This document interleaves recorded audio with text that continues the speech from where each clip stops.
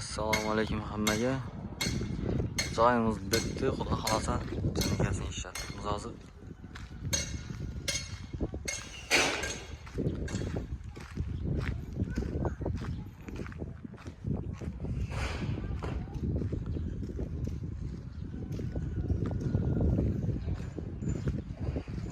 Bu 3D doshimiz kvadrati 180 mingdan.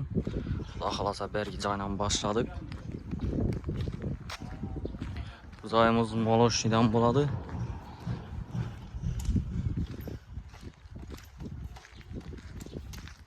Karkas dokuluş jarayonlari bo'lib turibdi. Bu joyimizni polni videosini qo'yamiz. Tunukalari bitsa, xudo xolasa